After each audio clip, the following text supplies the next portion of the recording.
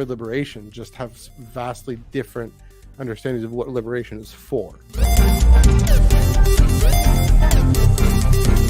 I haven't seen this much importance and attention.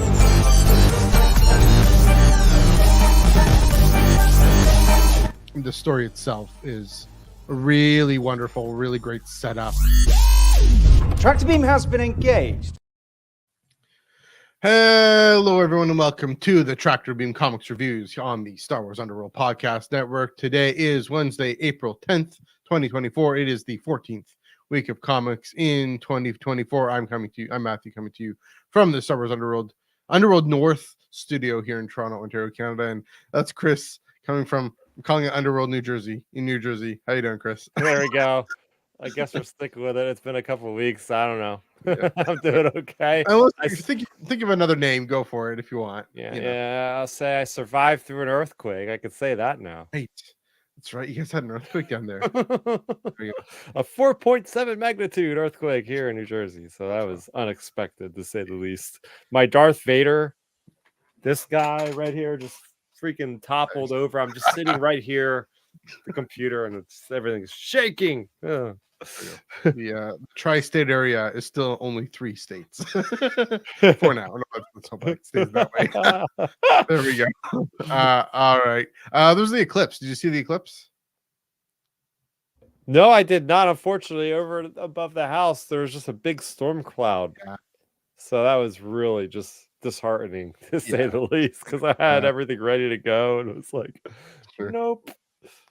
Yeah, it was typically Toronto cloudy, cloud cover here. And then like 2 hours later, it cleared. So it was like at 3:20 p.m. It was like dark.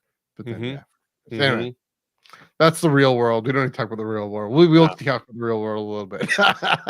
There we go. Speaking of which, let's get some plugs out of the way. You can follow us on Instagram and Twitter, Instagram and Threads at Iron Cannon Pod. Mostly Twitter, actually. At Iron Cannon Pod, EYEONCANONPOD, and at Star Raptor, STARRAPTER, for everyone trying to figure that out. Also, here on the Star Wars Underworld YouTube channel, we got super chats, we got memberships, we got the Star Wars Underworld Discord server. I think tomorrow they're doing THX 1138. Is that what they're doing? I forget what they're doing. Something like that. They're doing American Graffiti, I thought. American Graffiti. So one George Lucas film to another George Lucas film, completely different. But I was right on the classic George Lucas. But yeah, American Graffiti, which should be fun. I might even chime in for that. We'll see. So yeah, check that out. Also, before we get into this, shout out to Kevin Toying Around this past Sunday. Went to he did his inaugural Toying Around Toy Con up in the suburbs, or up near where I grew up in Toronto suburbs, and I got some pretty sweet hauls. My favorite haul is I'm going to show this. It's a comic book.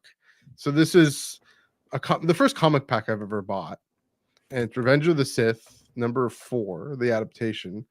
And look at this. It's Obi-Wan and Bail, Baby Yoda, Baby Luke, Baby Leia. Wow, I've never seen that before. I've never seen any Baby Luke and Baby Leia action figure before. So, my goodness, that thing is cool. It's pretty spectacular. We need more of those. Marvel, what are you doing? Yeah, like packs already, guys. We got to make new comic packs. I mean, I guess people could. I guess people could make like there is the Afra action figure. Like there's that. I have that 3 set of the vintage collection with Afra, BT, and 000, and make like a reprint of Afra #1 or something.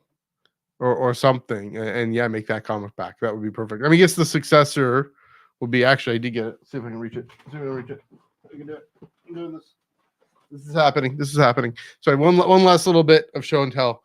This successor were these guys. Right? The Black Series comic backs. And this is, of course, Steve McNiven's. Oh my gosh, you got that figure? Yeah. Wait, where's that from? Comic-Con? No, this is this Toying Around Toy Con. It was just this little local. Oh my gosh! How much was that going for? So I think because the box is kind of scuffed a little bit, so it was going for 50. I talked him out to 40, but on eBay, like Canadian. But on eBay or whatever, I've seen it like 150. So I know that's a fair deal. I'm pretty happy with Dang. that. So two very comic related. Did I get anything else comic related? Not really. That's okay. I got a Coruscant card, as I always do. I can't not buy a Coruscant card. Oh, So yeah, another one. oh, another one. You know, it's what it's what Dom said. No, he didn't say that. Yes, you know. So yeah, shout out to Kevin toying around for great first show. Wild success. Dom grabbed this guy because Paul was there. Oh yeah. Because Oh, that's cool. Coots and their buddies. Awesome. So he was there, meet and greet. Yeah, sign autographs, all that. So yeah, Paul and not his whole family. His wife was there too, so it was cool. Good to get to meet her as well. I mean, again, I've said this before. Of all the people in Star Wars, like Star Wars actors, if you live in the Toronto area, he comes out to stuff and he says hi, and he's really friendly and really good with chatting people up. So in a good way, like just being accessible and saying hi. So even as his stars skyrocketed. Yeah, really. Still incredibly down to earth, incredibly kind. So good times. All right. We'll get back to the plugs out of the way. I just want to again shout out to Kevin for toying around. Definitely do it again next year. Kevin, I know you're not listening because I don't know if you read comics, but I definitely hope he does this again next year, and I will do my darndest to get there. We got 4 stories to get through this week. You know, 2 of them. Keyword through, because one of them. Yeah. I guess we got to get through them. I don't know. Yeah. We'll try to get have there. fun with these things, but sometimes they just go wonkers. Yeah, we'll get there. Bonkers. But first, 2 of them are set kind of in phase 2 of High Republic. So we're Yeah, going back to basically. phase 2, sort of. Mhm. High Republic number 6, written by Kevin Scott, art by Jim Toe and Laura Braga, colors by Jim Campbell, and cover by Mr. Phil Noto, as usual. Back to the light. Someone close to the Jedi fell from grace long ago. There's always good in people, isn't there? Force users clash as a rogue freewielder terrorizes the sacred streets of an ancient moon. Plus, secrets are revealed as the Starlight Jedi reunite. But how long will their alliance last? This was that promised in the tease from last Or months time. ago. Well, yeah, from months ago with the cover, but Yep. you know, with a young Tey Sirrek, we see that, but certainly brought to fore at the end of the last issue. Again, one of the great kind of surprise appearances, if you That will. issue's Even great. it felt like a surprise appearance, at least of a phase 2 character coming in Yep. to a phase 3 story, and then yeah, here we go back to a year after the Battle of Jeddah and the events of phase 2, and you know, Tey and Vildar are both on the convocation of the Force. You know, Tey is brought in as the man of the people, someone who does have legit street cred, real street cred, and it's kind of held back. It was interesting, just intriguing to see. I mean, the whole relationship between Vildar and Tey, and honestly, I'm gonna be a hot take that kiss was kind of odd, and not for any weird reason, just because I wasn't sure. I didn't feel like their relationship. Yeah. I'll All agree I'm with saying, you on that. yeah, all I'm saying is they just had a different kind of relationship than a romantic one. Yeah.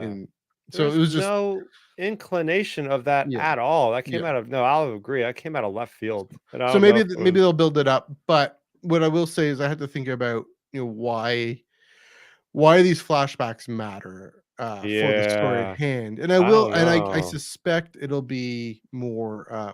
We'll know more later on, you know, in terms of this question of why does he have this dark side thing? You know, Tarek and Sarah are all, why do you have this ancient Sith thing? You're a He dark tells side. them why, basically. That's Yeah, true. but we need to actually see him use it more for the light. Yes, he was able to kill Enablus and protect them.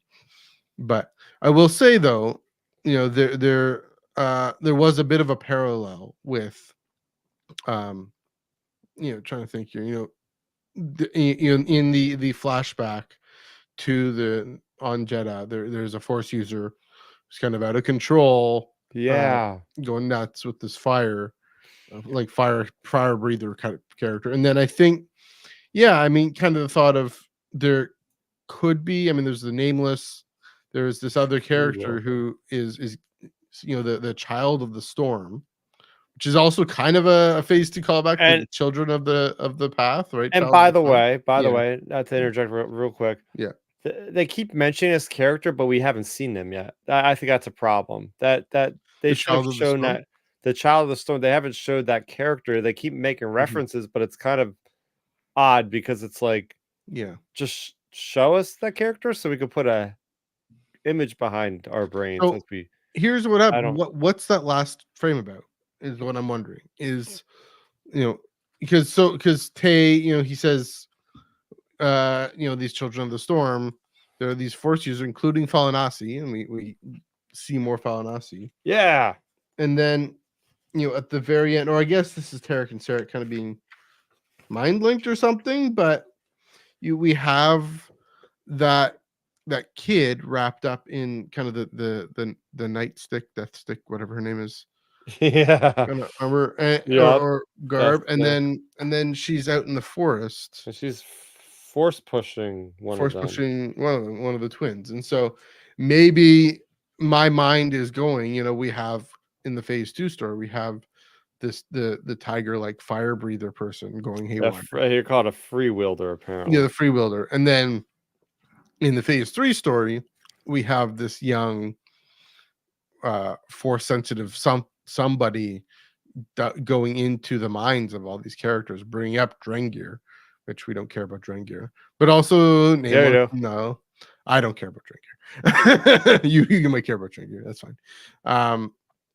Bring them up and just kind of being unhinged and being part of this kind of antagonist. So Tey is in there in both cases. First of all, being unhinged himself, in this temptation of the dark side, and then how we'll learn how Vildar, because in this we don't fully learn how Vildar was able to guide him,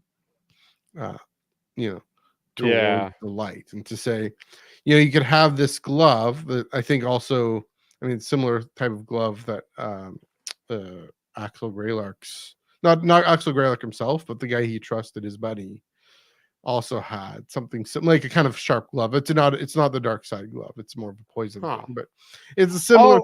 That thing. You Yeah. know what I'm getting at. It's The a guy on similar Areno. Your guy. Yeah. Yeah, even I think he's on Dalna too, but in this case, it's the glove that Tey and Vildar find in the statue that got toppled in the Bogan Vault thing. The temptation to the dark side, and how an older Tey is able to incorporate this dark side, force this dark side power, but in a way that is channeling it to serve the light. And so, my mind right now is going to, again, how are they ultimately going to deal with the nameless? That's where all of this is going. I think Azunrel is an example of a foil of what not to do with the dark side here, but Tey might be an example, with the glove at least, might be an example of what to do, does need to be done. Of course, we know my guy Reith is gonna and Yoda are gonna figure out a more peaceable solution, I think, but and maybe Kiev. But yeah, that's interesting. Interesting to say. Last point here, very Tey focused. That's great. Give his time in the sun.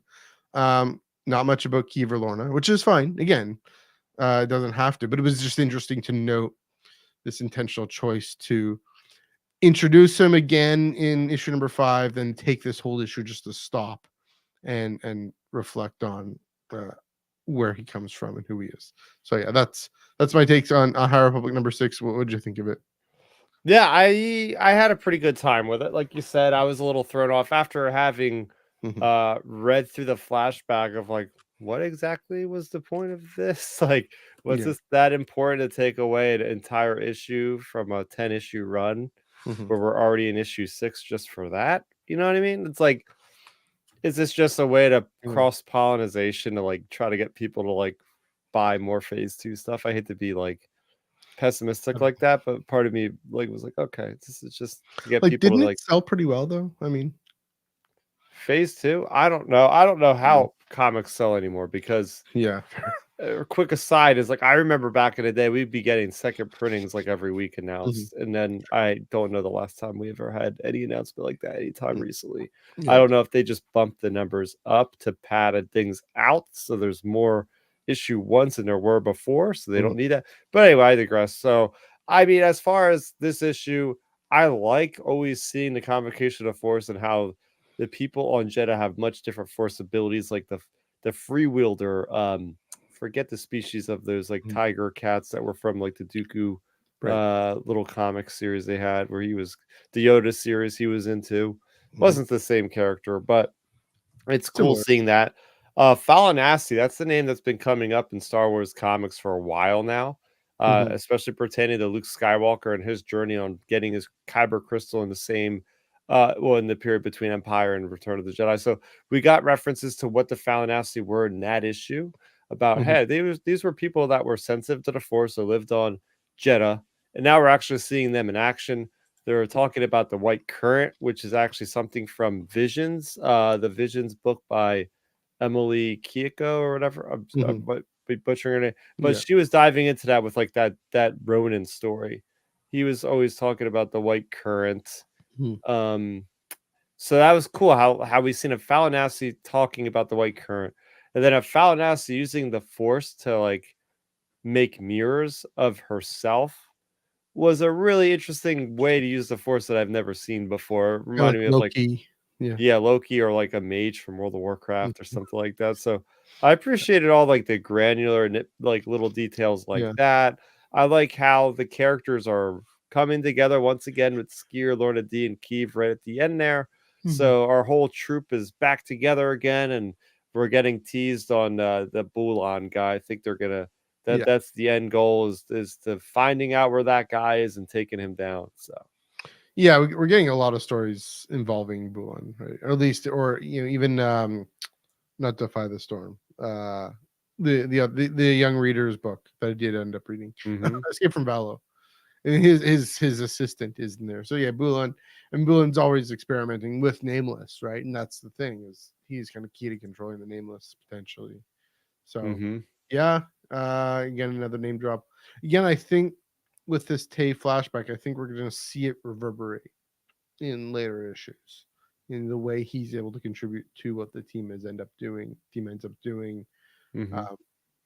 Obviously the main storyline thrust is Keeve and Lorna with their kind of convergence in allegiances and ideology.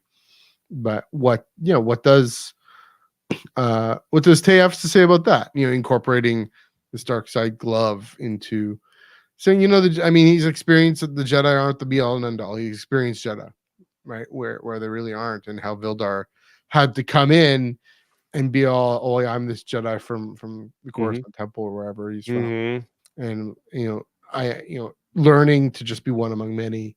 Yeah, I wonder if that's going to be interesting for Keeve to encounter someone with that perspective, and if that challenges her and shakes things for her. Again, I keep asking, why does she leave the Order? We still don't fully know, but I think it's going to be more. Again, it's got to be for more legitimate reasons than Dooku. So let me ask you this: do we know how many issues are in this whole series? I think 10. 10. I think. Okay. Just because I we only have know 4 issues left to get this girl to go to the dark side.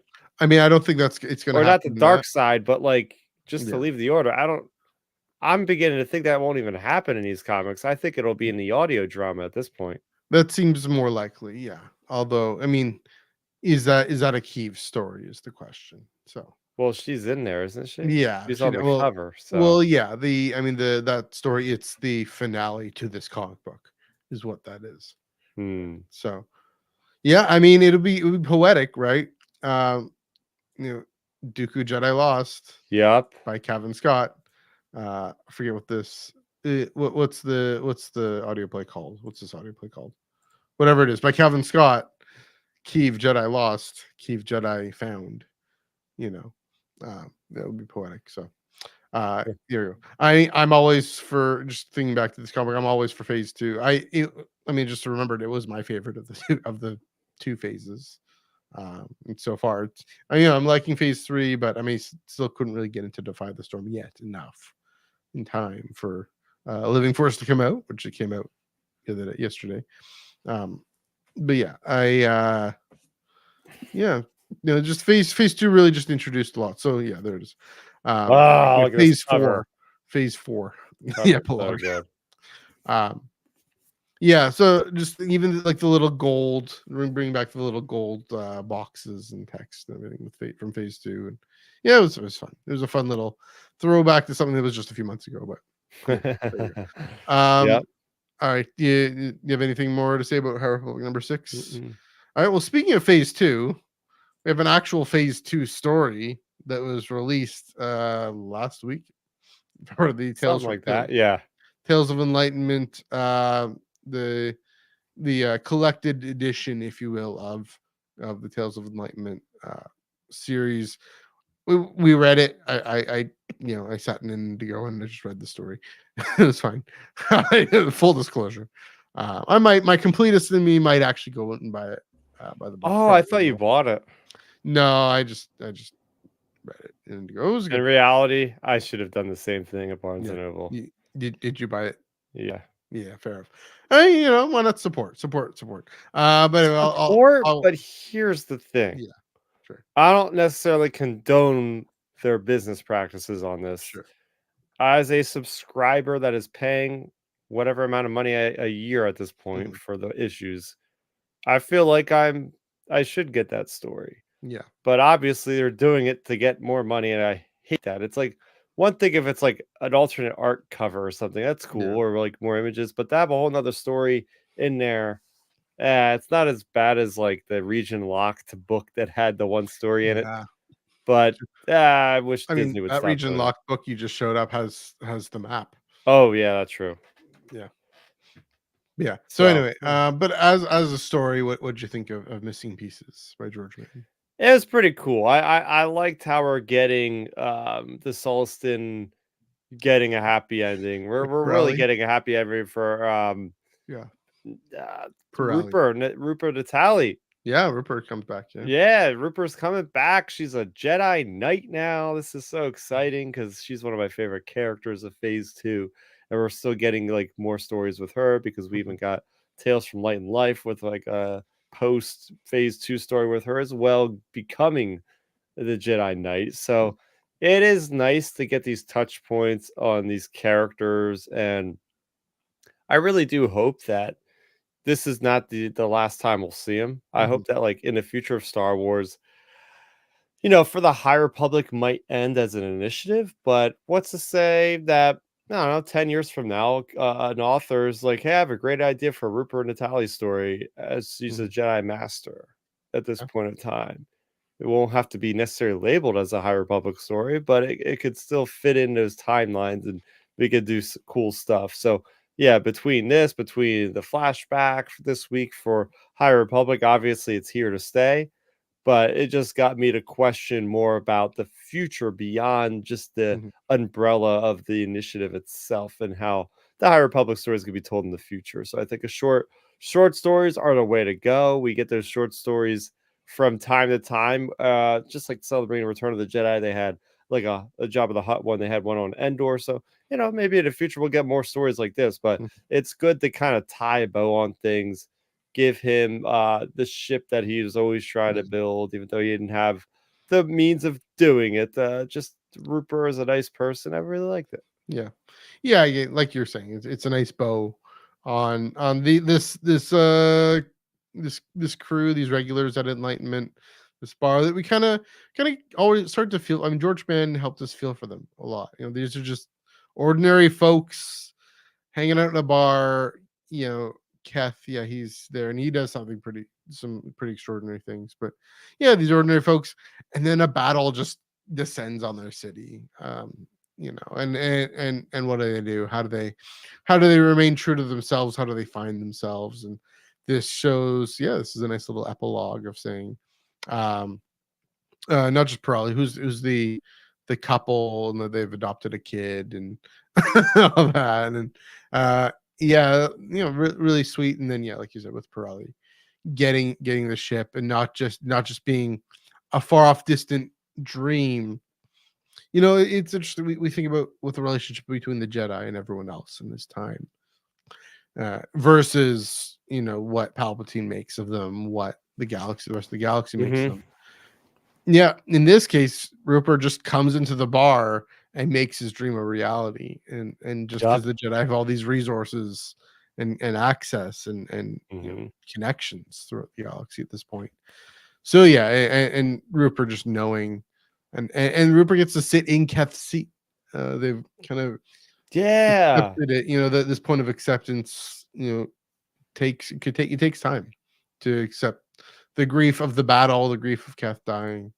Uh, she gets to sit in his seat, and also being someone with a Jedi or Church of the Force or Guardian of the Wheels are kind of in cahoots with each other. So kind of not quite. I mean, not quite filling his shoes, but able to also tell stories of Keth and of the Jedi and of the Battle of Jedha. And yeah, so again, I don't know what was the story entirely necessary.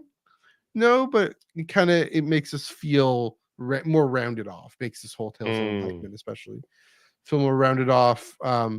There's still I mean, even in the High Republic comic, we got some more about the aftermath of the battle and how things are still unsettled, and that's part of what the Freeworlder is doing. The real world. To talk about the real world for a second, I mean, the city it's based on is always teetering on the brink of something, even though the conflict, the fighting is on the other side of the country. But yeah, it was a nice little bow, say, and then the point we were saying about what other stories, what other storylines they can take, uh, and not just the flashbacks in Phase 3, but also, like I was saying with Crash Landing one shot last week. Or was it last week? This whole Corellian Civil War. That's a whole big thing Oh, that that flew they over can my talk about. head. You know, that's a whole big storyline that they can talk about. So I didn't even know yeah, that was a thing. yeah, Like, we didn't. No, we didn't at all, right? And so they just introduced that. So yeah, that's another thing seeding in.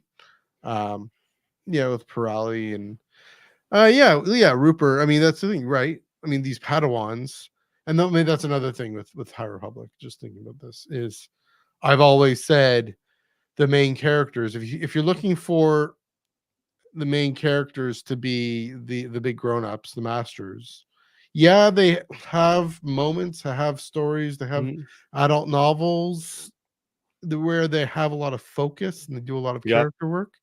But really, the core of these stories, the core of this whole initiative, are the young knights and the Padawans. And Mhm. so now that we're already invested in them, um, as young knights and Padawans, to have stories where they've grown up. And let me tell you, we're getting one on screen. Everyone's going to see it in June. We're going to see Vernestra. Yeah. I mean, we don't know how long she might be in there for 5 minutes, but apparently, was it Leslie Headland was saying she's seen some stuff, and she didn't say stuff. Yeah, uh, and how that Oh, there's oh, been all this different new experiences that Vanessa has been through. We're actually going to see kind of the effect of it 100 years later. So there's mm, lots of storytelling, not just for Team Luminous, yes. but for lots of Dude, folks who want to pitch things. I'm wondering, like, if we're watching Acolyte, I know this is an aside, but if we're watching Acolyte and they're making references to stuff we haven't read in High Republic Yeah. yet, there's a very good possibility, like, what happens to say, Martian Rowe, Mm, and this is not a spoiler because I'm just throwing this out of left field. sure. This did not happen in any of the books or anything. Like, You're just hypothesizing, yeah, I'm theorizing. just Yeah. gonna say, like, oh, what happens if Markion, like, oh, remember when Markion Rowe fell at the battle of this? Yeah. Remember when the Nile were defeated at this battle at this planet, and we're gonna go, Mhm. huh? Right. Like, what do you mean they fell then? Like, we're gonna instantly just like hop in a What? chair. What? Yeah, he's gonna die eventually, so it's a matter of how and As far as we when. know. Maybe he'll apotheosize with Ahsoka. I don't know. I'm just kidding. Yeah. Yeah, I mean, we have to see that happen in Phase 3. Like that'll be weird if we don't see him eat it at the end of this. But Yeah, I mean, you never know. And so, but there's gonna be something like that. I mean, and Star Wars does that all the time, right? I mean, just on screen, in books, just things for. That's how the expanded universe came to be, right? It was all these different plot points. You fought in the Clone Wars. Your father fought. You fought with my father in the Clone Wars. What's that about? You know, and then people can write novels, and then George Lucas can make Tartakovsky can make an animated series, and then George Lucas can make another animated series. But lots of other things were written and made based on that one line, right? So, yeah, keep it on the tradition. Rupert Natani, Master Rupert Natani. Let's get a story. Any last things to say about Tales of Enlightenment missing pieces? Yep, I'm ready to continue on in phase 3 with what's going on with the couple there. Good old the Agrons. Keep it up with the Agrons. Oh, the Edrins. Keep it up with the Edrins. Yeah, the Andersons, the Edrins.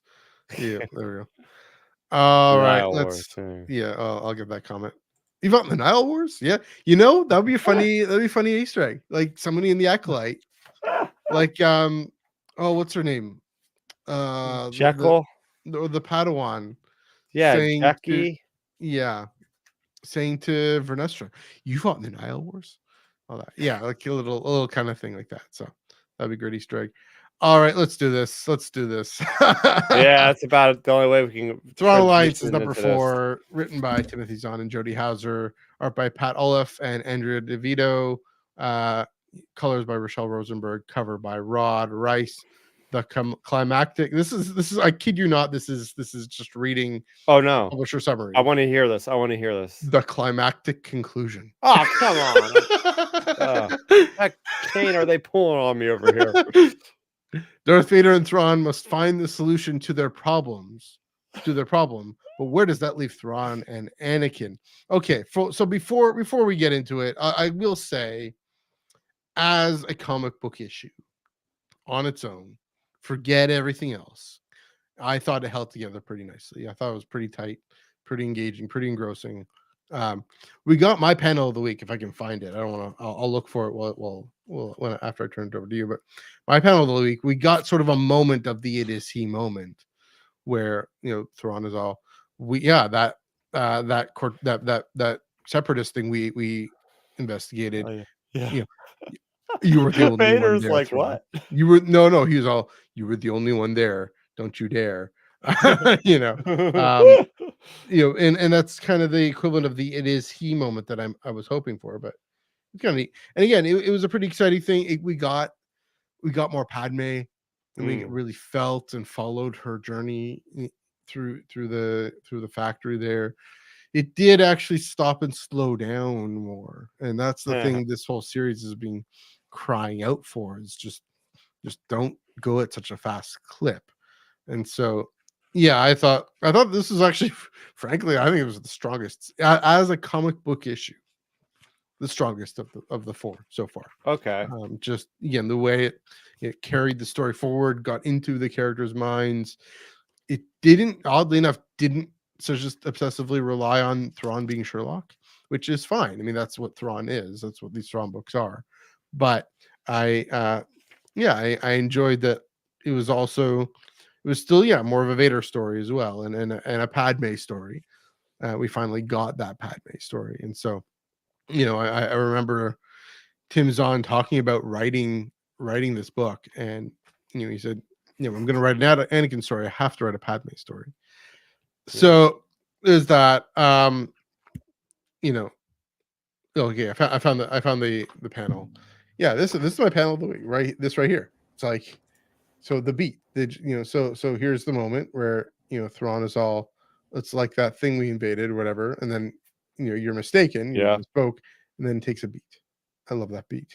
And because again, for me, like and I'll plug this again at the end. I was mentioning on Monday, we were talking about the Tales of the Empire, the trailer, and with why am I blanking on her name? Well, the Padawan who bombs the temple, that one. my brain doesn't work sometimes. She's kneeling and she looks up and sees Vader, and she knows That's Anakin, right? Any story that gives us even a glimmer of the relationship between Anakin and Vader, any moment, um, yes, Barasafi is what I'm talking about. Any moment that gives us a glimpse of the relationship between Anakin and Vader, I will enjoy and I will appreciate. And so, yeah, I mean that it was a little, it's an in the book, it's an internal monologue. It is he when Thrawn pieces it together. In this moment, he's pieced it together, and I really loved how it let Pat Olive and Andrew DeVito take the moment and just have this silent beat of Vader staring Thrawn down and say, "Don't you dare!" And again, reminding us of the interesting moment of, Thrawn pulling the Palpatine card. The Emperor trusts me, so I'm not going to give you the whole story now. I can't quite remember why he withholds it. Maybe to ensure that the investigation goes forward, to ensure that the Empire can still help the ascendancy with the Grisk problem a little bit. But yeah, so as a comic book, I enjoyed it. It's issue number 4 of question mark, and that's the big confusion. So I'll turn to you. Were the things about this you appreciate, and then have at it. Yeah, I will say that you're right. When you put it that way, I'll say that this was a solid issue, much better issue than issue number 2 and 3. I like how we cut to Padme immediately. We're like, okay, this is what she's up to. She's over there, and we're going back and forth. And overall, good. Overall, good with that aspect of things. Mhm. And I can't get over the Grisk. I Yeah. really was hoping for them to look a little better. I hate to say it, but I mean, it looks a little generic to me. I was really hoping these guys to look a lot more threatening, a lot Mhm. more frightening. And well, honestly, with the way this comic book miniseries is gone, if they ever come to live action, I wouldn't be surprised if they didn't look anything like these Yeah, guys. that's fair. I wouldn't be surprised if they just completely retcon the image, because we don't even get like a clear shot of like their entire head. It's usually them getting shot. I just looked again. It's usually them getting shot in the middle of going, ah, and they're like flying across Yeah. getting slashed by Vader or something. And that's really disappointing, because these guys were being teased for a long, long, long time. And for them to look just like that and not really given much of any kind of like nice portrait Yeah. or anything like that to like really The show hero them moment, off. A hero moment. Yeah. So, I Yeah, mean, Joel Davis is saying I'd be surprised if they even come to live action. yeah. Yeah. Oh man. Yeah. I'll say, I'll interject one thing, especially. So I did for Thrawn Alliance, I did the audio, for Thrawn, for some of the for Thrawn Alliances, but also for Greater Good. Did the audiobook for that, and Mark Thompson's performance of that Grisk. Jixtus is Yeah, his of name? Jixtus. Like, they better Yeah. sound like that. Ooh.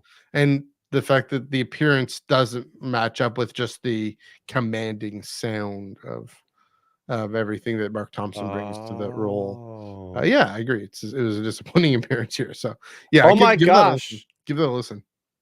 Can we They're- put Joel Davis's comment Yeah. on the board there? I was literally thinking the same Yeah. thing. I thought I was crazy. I was like, why do they look like first order helmets? Let me go on this quick tangent. Joel Yeah, Davis sure. will appreciate this one, because I think what we're gonna get is we're gonna get the first order, the early remnants of the first order is fighting the Griss in the unknown regions. And that's when they take the inspiration for being conquerors of the Grisk to Huh. make their helmets as survivors in reference to the Grisk helmets. That's the only thing that's good about the way they look, is if they make that connection to me. If that's my head canon, so be it. But that's where I'm at right now.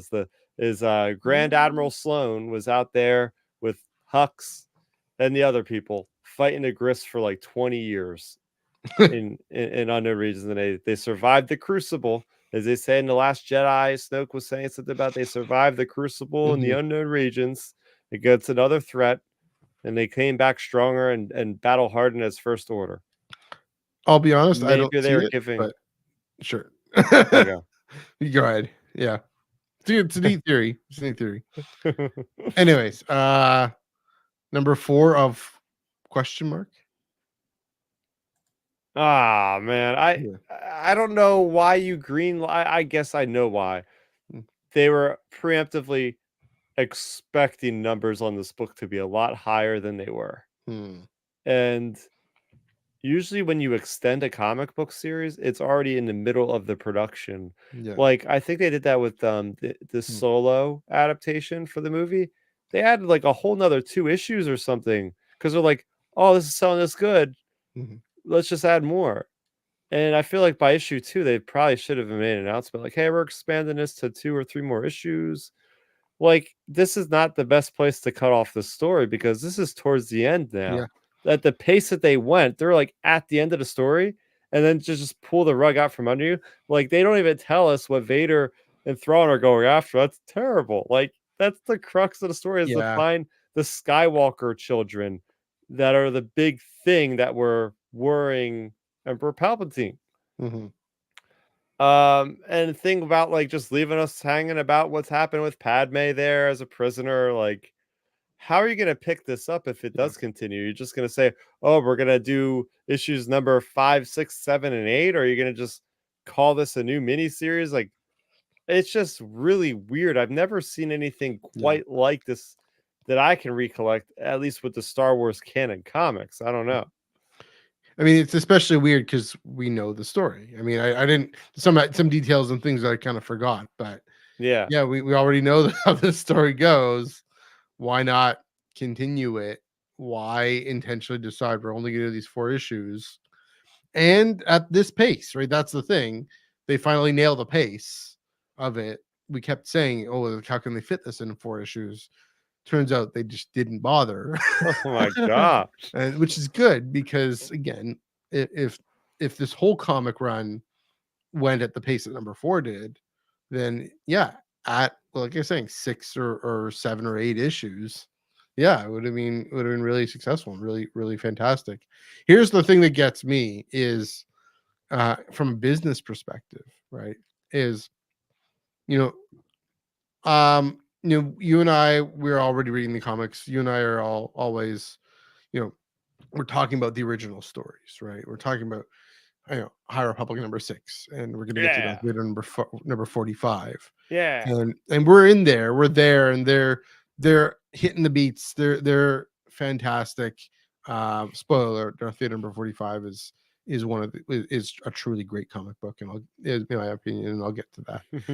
Um, but for a lot of folks, say they've only read the books, or say they've only seen Rebels or Ahsoka, say they only read the original Zahn trilogy in the 90s, and they're like, I'm going to pick up a comic book, start picking it up, start reading this book. Don't you want that experience to be better or as good as an original story? Don't you want it to actually draw people in? And that's the astounding thing is, the original stories are all, again, hitting their beats and really fantastic by and large. With some misses here and there, but that's understandable in such a high rate of excellence, I'd say. Hmm. And then you got, then you got Thrawn Alliances, which, I mean, the first Thrawn adaptation was great. Oh yeah. But then you got this thing, whatever this is happening here, which again, as a single issue, fantastic, but just dropping it, just like a TV series that gets canceled, is what it is. But we don't know the story, but we do know the story in this one, which is even weirder. And then you got Kenobi and the other adaptations, the stencils, which is going to draw even more eyeballs to comics. And that's the even weirder thing is that the things that probably would sell the most and draw people into buying more end up being the worst experiences story wise and just artistic wise. And you think it would be at least just as good if you want to convince folks to be curious about buying comics. I know the cynic in me is like, it's just for the number ones and all the variants number one, and the second print the number one. But even that can't possibly make up for the dollars. So, I mean, I really want to ask John Jackson Miller. This is another thing is that can't possibly with his Comicron thing, the Oh numbers. yeah. That's the other side of what he does, right? He does Oh both. yeah.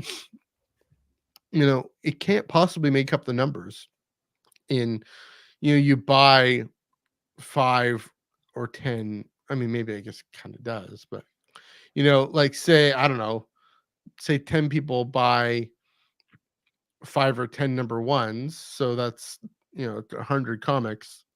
But what about the 50 people who might just buy the one number one?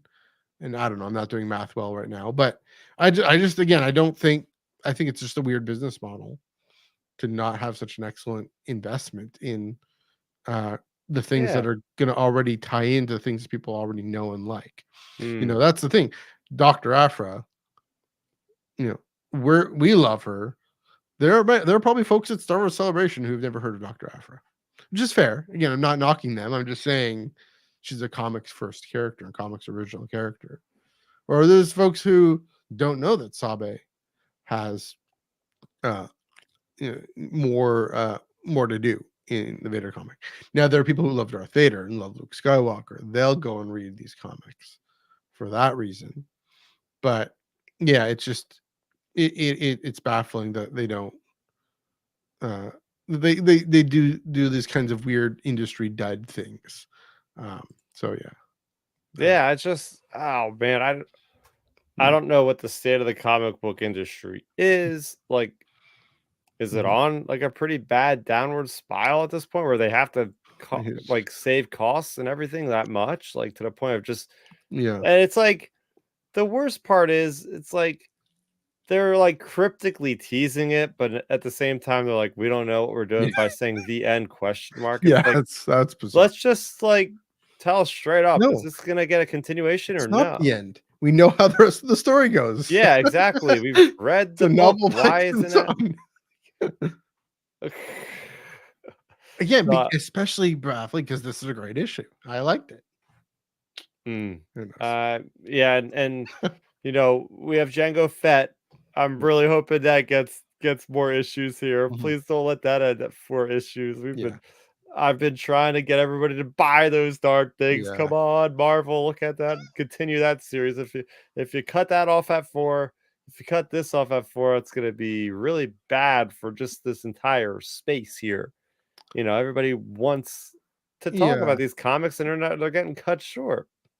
I mean, I think my sense that Ethan was saying is he hopes he has ideas for more stories, but I think he's prepared for it to only be 4 issues if need be. And so, I mean, I trust him more to be able to round off and cap off that story. Yeah. But, I mean, if that decision's already been made, I don't know. I mean, that's why, they wait and then say, how does number 1 do while he's working on number 3 or whatever. Yeah. Again, I hope so. But again, I think if not, then it's not going to feel like this weird limbo that we're in with this Thrawn Alliances book. So yeah. Anyway, I mean, again, finally, Tim Zahn and Jody Houser figuring out how to work together too. Maybe that's another thing. Maybe just let Jody finish it off because she did such a great job with the first one. That might have been another thing with the pacing that Tim really wanted to get in his Thrawn Sherlock thing. Yeah, I don't know. And that's the thing with, just to say, because of the different media, a novel has a different flow, and something like Jody Houser can translate that flow maybe better. Yeah. Because Tim hasn't really done comics yet. The Luminous authors, they do a better job of being able to do both. But because they have more experience with doing both. Charles has all the experience doing both. And Cavan too. And so, yeah. Right. And that's just it. Tim Zahn, he might not be the best comics writer. That's possible. And again, I'm saying like Charles and Claudia and Cavan and Daniel, especially. I mean, just Ireland with her comic, her Santa comic. They have just more experience doing both, I think. And so, yeah, Jody knows how to do one shots. She knows how to do longer series. So, yeah, that's another thing. Again, I don't know. It could be wrong, but that's my 2 cents there. Anyways, before we end on a higher note, what any last words on Thrawn Alliances number 4? I think we'll leave it there for now. Fair. Right? Yeah. Question mark. When if there's an announcement or something, we'll figure it out. But we'll chat about it. We'll chat about it. I'll tell you, I went right to StarWars.com when I finished. I was like, Star Wars probably just updated and said that we're getting 4 or 5, 6, 7, 8, and sure enough, it wasn't there. I was like, oh. That might be next week. Might be the this week in Star Wars thing. Yeah, that's another thing, right? He does bring you money. I mean, Ahsoka season 2. Maybe that's when they do this. Means we'll have to wait, but I mean, if you want to make a lot of money, just make a original story with Thrawn. True. That for sure would just bring in more money. If people think of it's just an adaptation, like I don't need to read this. I read the book. Yeah, I mean that's the question. That might kind of put the lie to my. Can you imagine if they released a Thrawn series with Ezra right after? Like, you know how many issues that would sell? Like 1 million copies, man.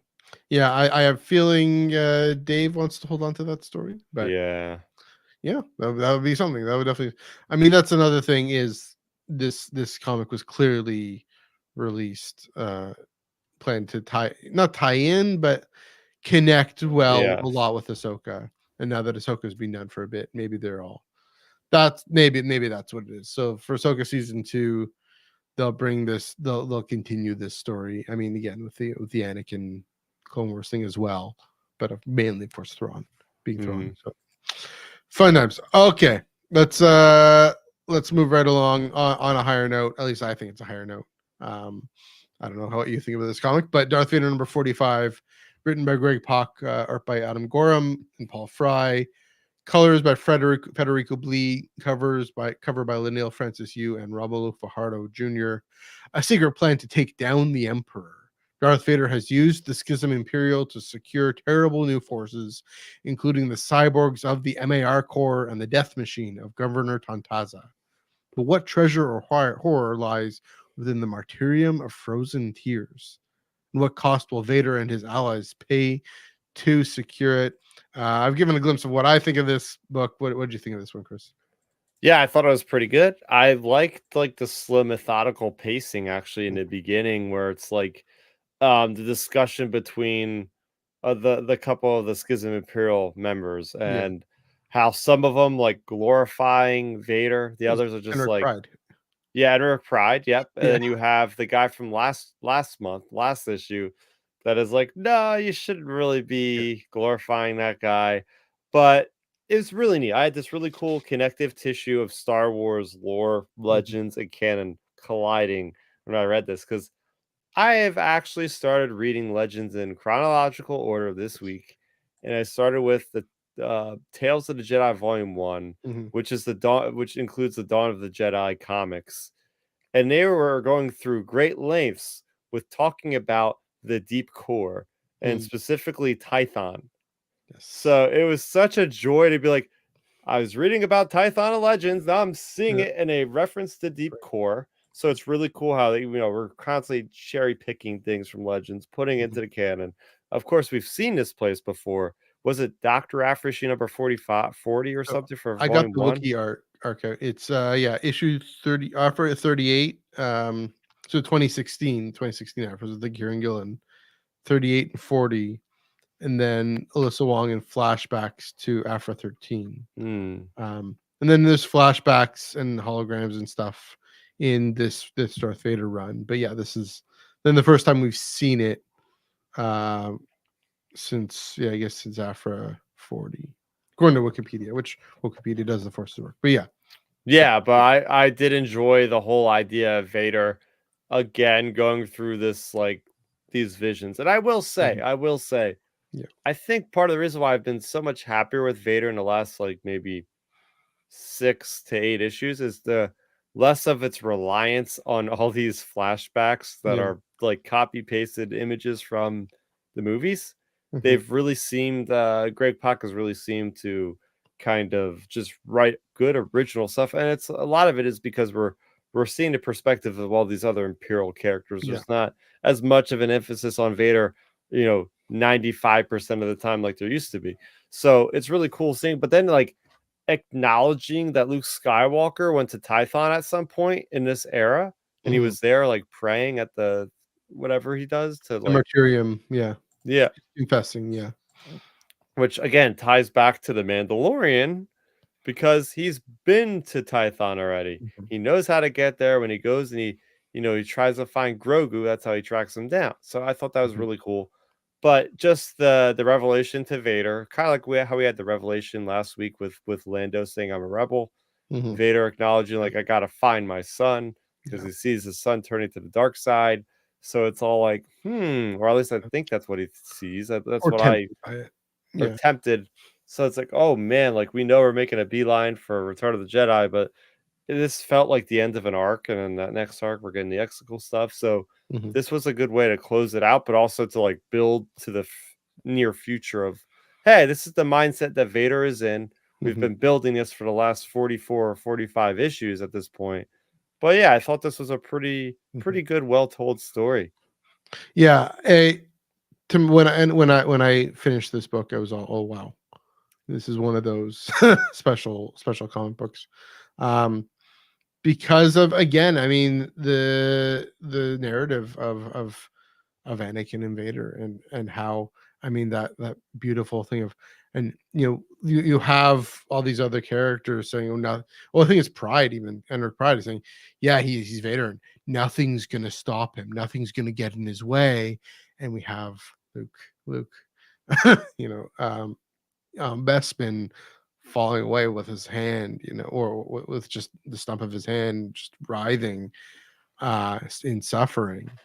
I mean, that's the thing you said, relying on the prequel flashbacks, which, I mean, I love them, but you're right. They did get a little used to, get a little well worn, uh, especially into this run. But then that made that Bespin flashback all the more special, because it's not really just a flashback. It's Vader seeing Luke, seeing this recording, if you will, this sort of weird Force holocron recording. Not, yeah, kind of holocron-ish, because it's a kyber crystal, or it's kyberite. Yeah, holocron recording Mhm. of him expressing to the Force this moment of, yeah, my father tempted me to the dark side, and I said no, but sometimes I wonder. And of course, it's the Dagobah shattered mask, and everything going on with Luke and Vader. Actually, Vader Anakin gets a glimpse. We get a glimpse of Anakin there, and saying, "Oh, this is what my son is going through." Um, Yeah. like, so yeah. I mean, we know, Joel. Yeah, you're going. Let's go to Exegol. Excited for that, and we are excited for that. That's going to be a special moment too, about Rise of Skywalker and everything.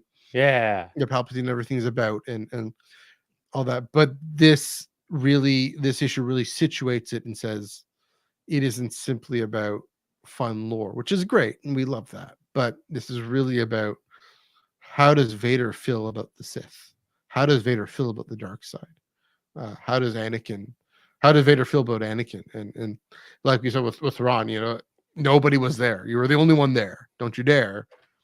Uh, has Vader does Vader really believe he's killed Anakin? And of course, we know the answer is he ultimately hasn't, because he can't, because Anakin is the servant of the light ultimately at the end of the day. Um, yeah, it was one of these really important issues in comics, right?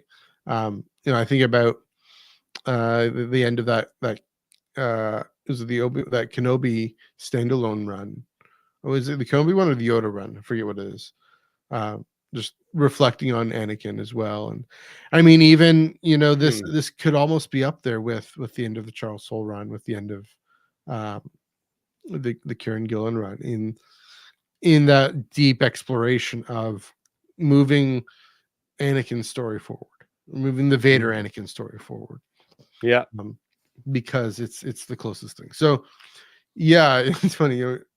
Joel was asking me, let me know if there's if we're at Exco yet, because we're excited about it. We all are.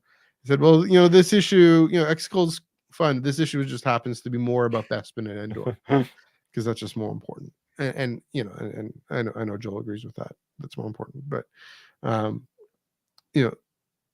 yeah, it was really, again, a fantastic just exploration through narratives, through showing, through Vader just standing there, seeing Luke, a vision of Luke kneeling.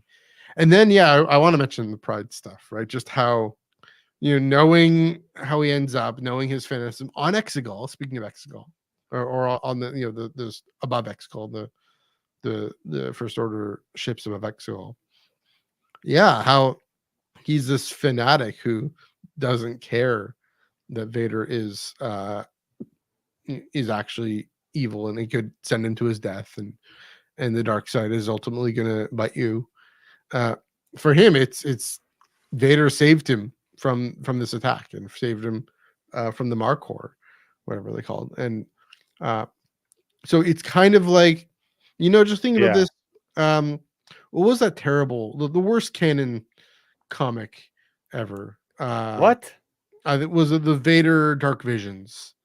Oh yeah, incorrect. But where he like, wait, at least there's the one issue. The one issue was terribly problematic. There's one issue that was actually really cool. Wait, when he kills the lady, is that the one? Yeah, that one's the absolute, just strike that from the canon now. But there's the other one, the one that has no situation in it on it. But this one, but there's also more, the one with the kids who have this vision of him like this shining blazing horse, this knight in shining. Oh yeah, that was cool. Seeing him as the big hero. creature. It's kind of, it's kind of like Pride has this sort of, I mean, yes, both of them, both the infatuation and the kind of the knight in shining armor hero blinders on, right? And then just thinking, it provides this amazing counterpoint to Luke, who doesn't believe Vader's any kind of hero, but sees him simply as the failed attempt to forget Anakin. That Anakin can be the hero, not by killing what he hates, but by saving what he loves. No, I'm definitely talking about Dark Visions. I know this Dark Visions. Yeah, I mean, there probably was in Very Black, White, Red. There was probably that, but I know Dark Visions. There was that story too. Yeah, I mean, this counterpoint with Pride and Luke, the way Luke is actually able to see through the mask, whereas Pride just can't. He's just the stalwart soldier, or whatever that short story is called. So, and really, really special. I mean, even the idea of the martyrium. I don't remember how much detail we go into, but the idea of the real world parallel of a confessional. You can go in and just be completely honest with the Force. Yep. About everything. And I mean, I wonder. I'd like to learn more. I'd like to see more about what the effect of bearing your soul and of confession, if there's a form of kind of penance and absolution that you have to do, and I mean, that's an interesting thing, because we don't see Luke actually go into the thing ever in the story. This is the first time we've seen that. I don't know if we necessarily need to. I think this is enough, but to see maybe another character, maybe during High Republic, who knows, go through this, maybe see Keeve. Oh my word, just thinking about that. Ooh, that's where she leaves the Order or something, something really powerful, because like, I mean, in Legends, like you mentioned, and in canon, Tython has this kind of primordial Force energy that can actually give birth to the Order, at least one of the places where the Order is born. Besides Octo, maybe besides Octo, but meaning in Legends, it's where the Order is born. So, and even in canon, there's definitely again something about this planet. So really powerful. So Greg Pak, really fantastic job. And Adam Gorham, Paul Fry, and Rip Federico Blee, and everybody. Really.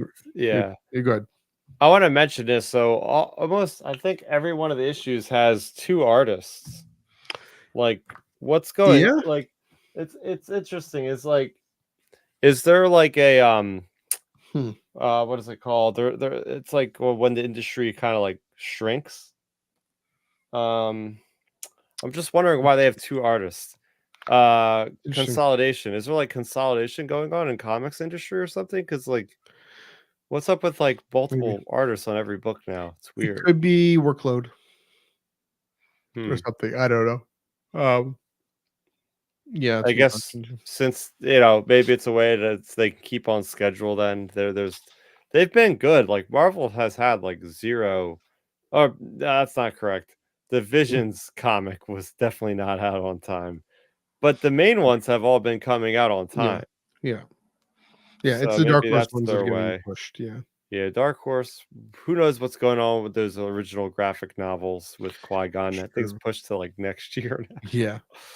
Oh, I really looking forward to those because Yeah. getting that like one sitting comic read through. But anyway, getting through this, Yeah. Joel Davis was asking me, do you think the Vader run has basically improved since they are not tying into any specific mainstream?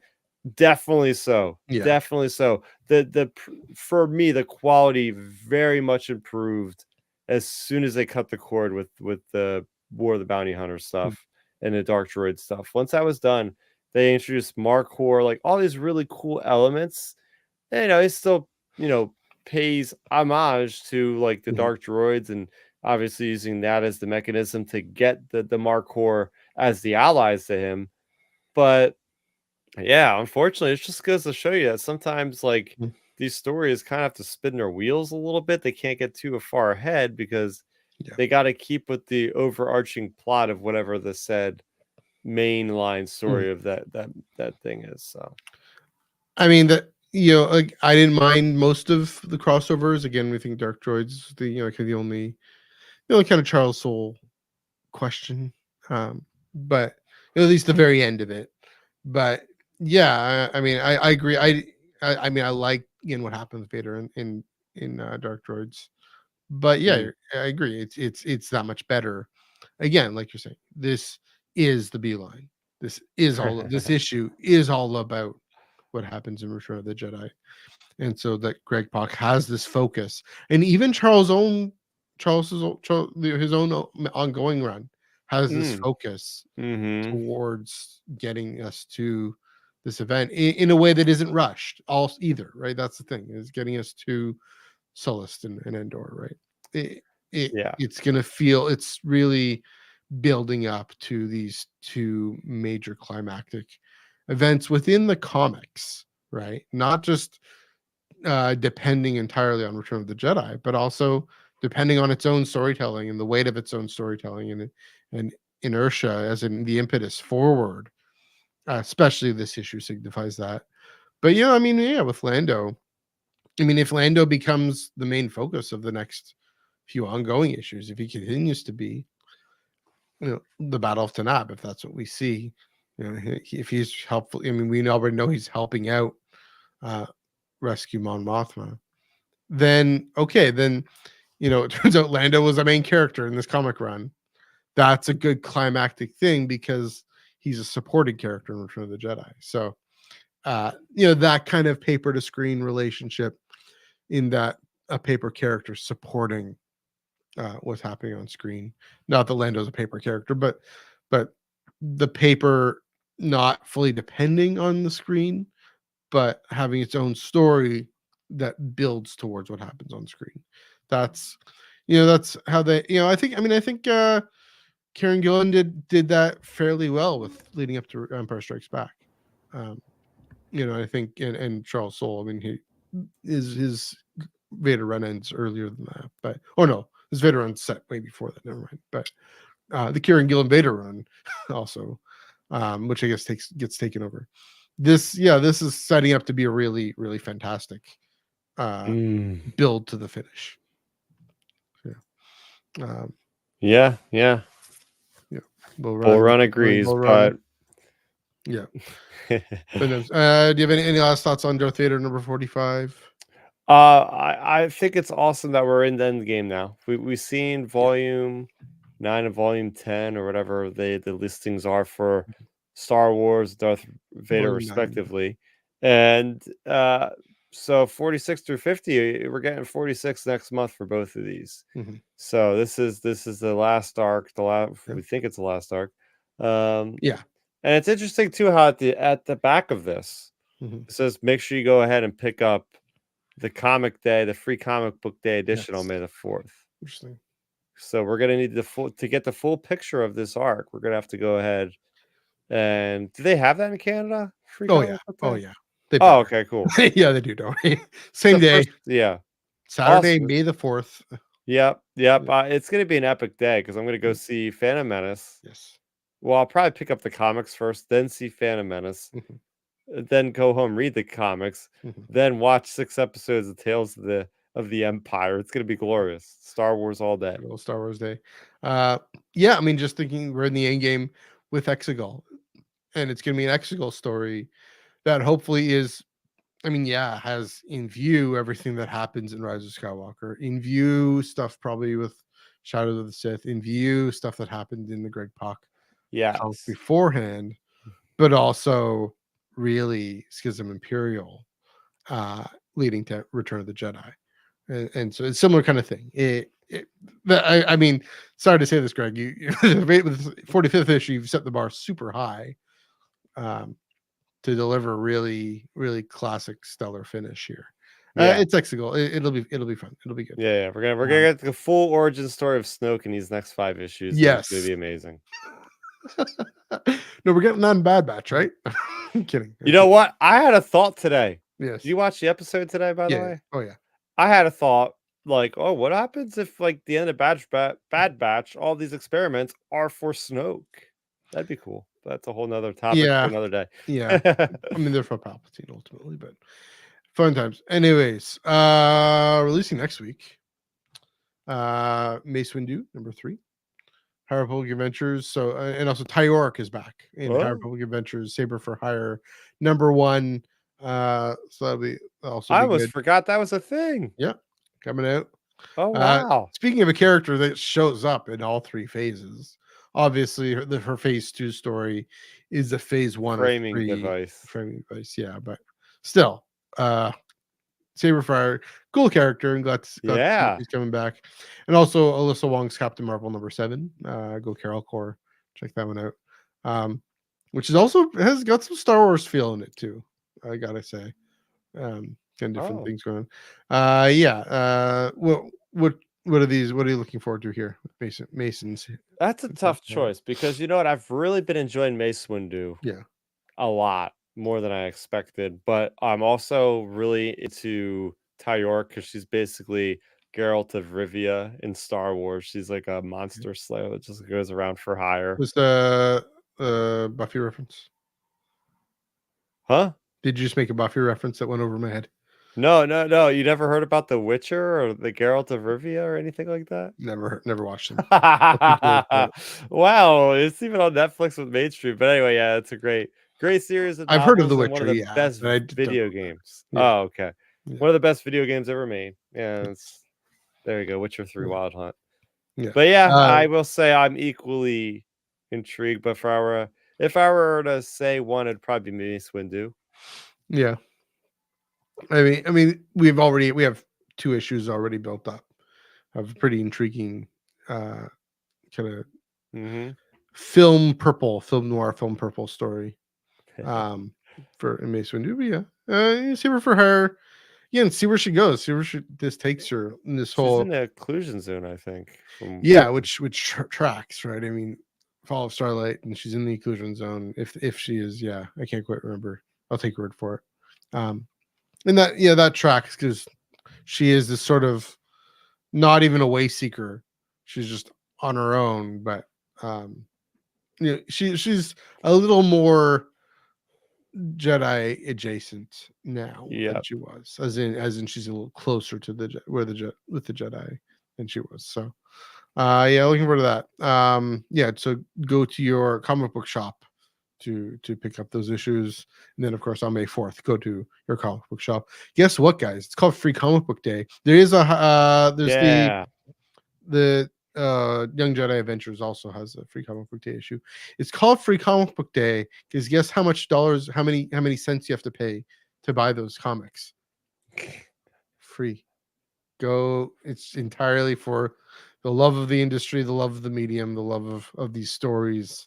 And to entice you to come back on Wednesday and buy them, or buy whatever's next. But if you're curious about Luke and Vader right before Return of the Jedi, and you want a comic book story, want a story about it, pick it up. Of course, if you're watching this podcast, you've likely already that. I think Marvel Unlimited does give them away too, but go to your store, support local. Support your brick and mortar stores still while you can,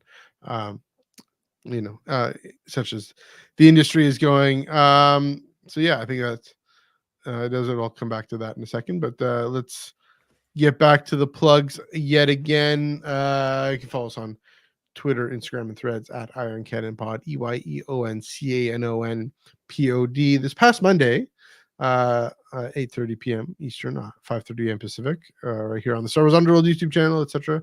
We had none other than Mr. Tommy Stella come on, and I was able to ask him about his own comic book, Mustn't Tell, kind of a knowledge is horror, indie horror that he got on Kickstarter and it was funded on Kickstarter, and issue number 3 is coming out soon, or hopefully soon.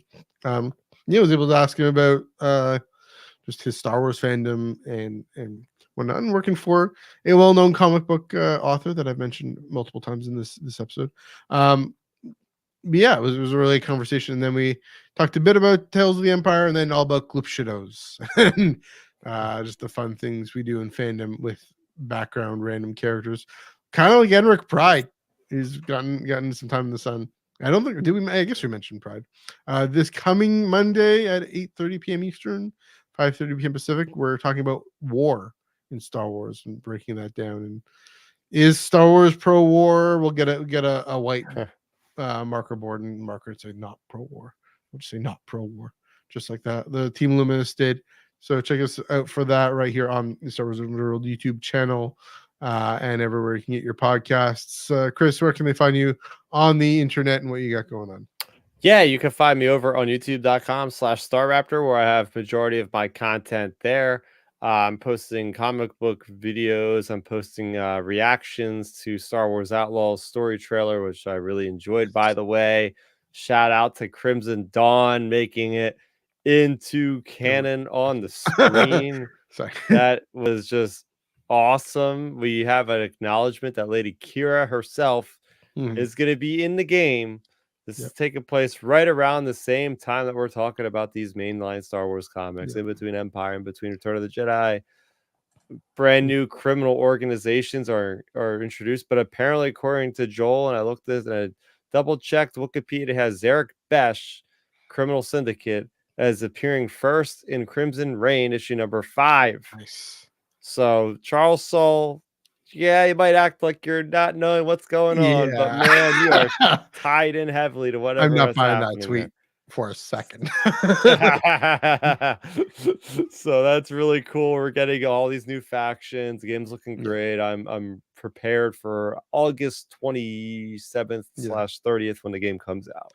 But other than that, I have my I haven't updated my blog this month yet, but yeah, that is over at starraptor.substack.com for all of my written content. There you go. Also, you can follow me personally, Twitter, NEUG485. I should probably put that up. Instagram and Threads, MNEUG1138. You get some more soccer, get some more different things, get some Star Wars. Get the rest of my con haul from Toying Around Toy Con there as well. But yeah, let's do that. Let's bring this back up. Again, Mace Windu number 3, High Republic Adventures Saber for Hire number 1, Alyssa Wong's Captain Marvel number 7. I think Jonathan Hickman's Gods number 7 is coming out too. Just another different things. Branch out, explore comics. They're fun. The water's fine. There we go. Anyways, until then, happy reading.